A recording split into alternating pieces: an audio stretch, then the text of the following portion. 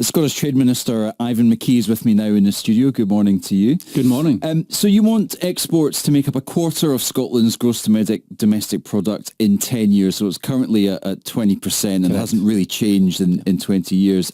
Why is Scotland behind other comparable countries? Well, I think if you look back over what's happened over the last 10 years, Scotland's exports have been growing at 4.7%, which is actually higher than the rate that the UK has been growing at, but other countries have been growing even faster. I visit many of these countries in medium-sized and small economies across Europe and further afield and look at the focus that they've put on their export activity. And the export plan has been a very thorough, it's the most detailed piece of work that's ever been done in this area in Scotland, and we've identified the markets, the sectors, the types of businesses we want to support and what we need to do in country and in market to help those businesses improve their export performance. So it's really lining up what government needs to do with what business networks like the chambers you spoke to, our agencies and businesses themselves are all focused on to make the most of Scotland's huge potential to dramatically increase our export performance. And when we come to exports, when everyone knows Scotch whisky does really well, what are the areas of industry that maybe aren't doing so well and you would like to see do much better? Well, I think it's looking at the sectors where we have strengths and then making the most of those on the world stage. Clearly, whisky you've spoken about, but the food sector has been growing very fast over the last number of years. A lot of that seafood and other premium food products. And one of the things we have done for the food and drink is put in-market specialists in our target markets to help businesses understand who the customers there are and how to approach them and what they need to do to close those deals.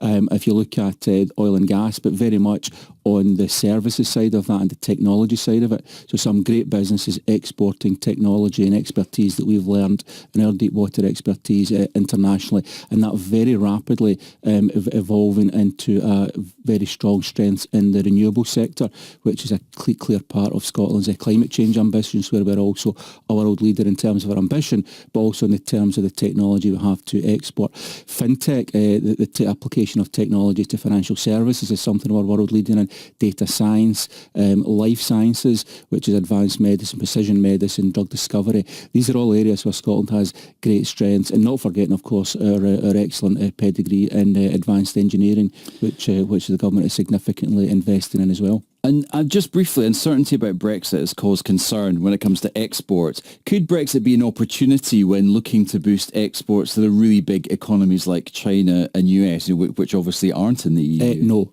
We've looked at all the data. Our biggest markets, apart from the US, Canada and China, of our top 15, the rest are all in Europe, and that will continue to be the case for the foreseeable future.